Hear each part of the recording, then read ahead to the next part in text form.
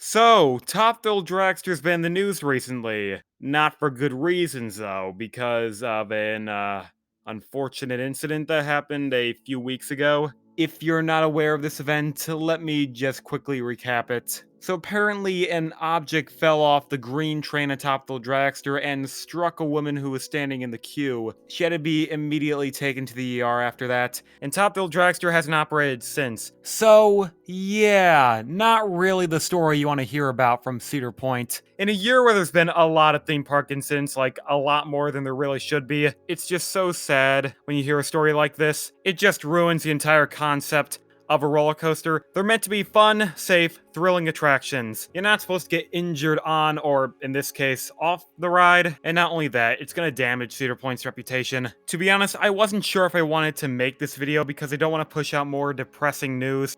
But I want to try to give my guess on what happened on Top Thrill Dragster, what's gonna become of Top Thrill Dragster in general, and how is Cedar Point gonna deal with this issue.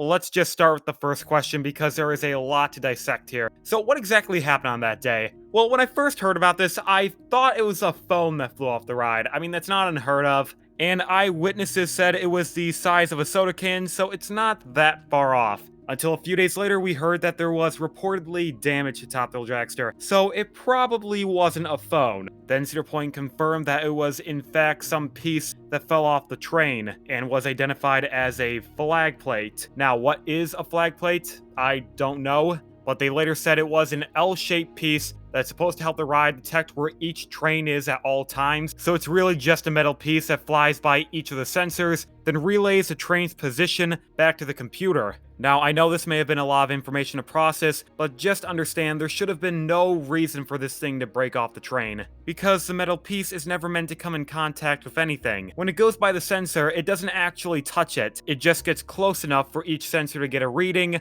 so it never actually makes contact. Think of it kind of like a bathroom blower. You wave your hand under it and then it blows hot air. You never actually have to touch the blower. It's pretty much the same principle. So how does it break off if it never actually touches anything? There was reports that the piece was missing bolts on it, that's why it flew off. I somewhat agree with this theory, but not the way you may think. First, let's look at the piece that hit the woman. Now, Cedar Point never said this is or isn't the piece that came off, but it matches the description, so I'm just gonna say it is. Now, if we go with the theory that bolts were missing, then yeah, we can definitely say that's why this flew off, because there are only 2 holes on it that can actually connect it to the train. But I'm not gonna be inclined to say that, because I think this piece is supposed to be connected to a larger piece, and it just broke off. Look at the small indentation right here and the weird curvature of the side. That's obviously not how it's supposed to look, and it suggests that it was a part of something else. But what was this piece it was supposed to be a part of? I'm not too sure. I imagine it would be something like this.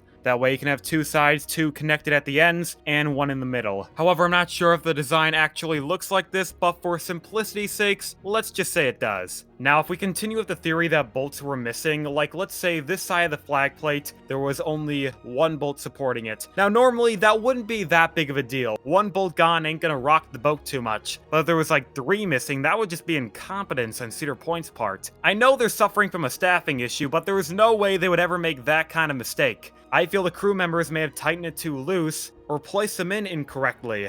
If they did that, that would ruin something called tolerance. Tolerance is basically the space between 2 components in a design, so that way things can either connect or fit in. If you still don't understand, here's a quick example to help explain it. Let's say we had 2 cubes that were each 3 by 3 inches. They were side by side with a gap in the middle, and that gap was 3 inches wide. And we want to fit another cube in between. So what would be the width of that cube? You may think, well, duh, 3 inches, but no, that's not exactly how it's gonna work. If you do that, you're gonna have to try to pry the cube in between or use some kind of force. No, you just want to gently place it in. To do that, you need enough wiggle room, so you'll have to shrink the width of the cube and make it 2.9 or 2.8 inches. That way you can just gradually slide in the cube and barely make contact with the other ones. So let's follow through with the theory that they didn't tighten the bolts enough. If that happened, one part of the flag plate would hang out a little and not be snug against the train. And if it does that, it's going to possibly go outside that area of tolerance, the space it's allowed to pass through without touching something else. And clearly the flag plate was hitting something. Look at the photo of it again. Part of it is really scratched up. So it could have been rubbing against multiple brake fins or a different part of the train while it was in motion.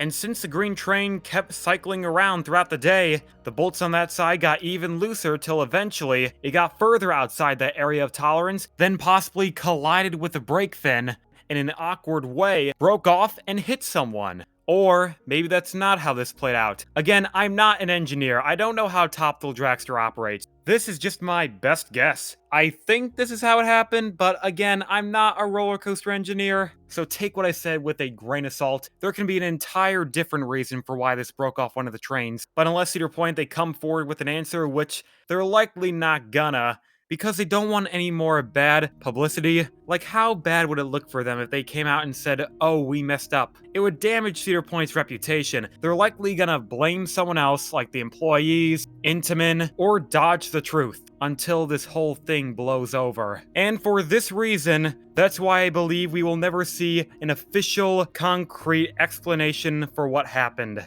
So, what now? What's gonna happen to Thrill Dragster in the future? Are they going to tear it down?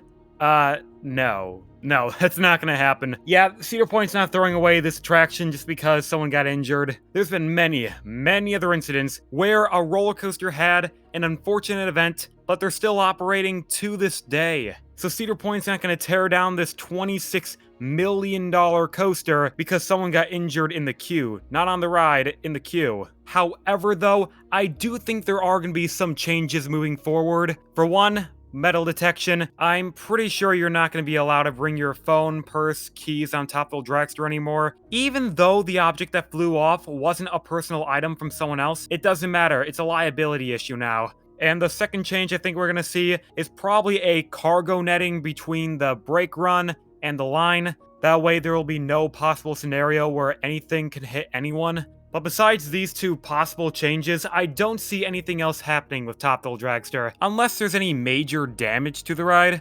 Like, there are some markers along the brake run, even reports of damage on the horizontal supports over 25 feet away from where the train actually completes the ride. Still, it doesn't look like anything too major, so I think the coaster is going to open next year, no problem. And then it's going to break down a lot next year because, you know, it's Thrill Dragster. But now, before I end this video, I just want to say one thing to the victim. I hope you're doing well. There are a lot of people rooting for your recovery, and I know you're going to walk away from this event stronger than you were before. So, goodbye, thank you for watching, and I'll see you all next time.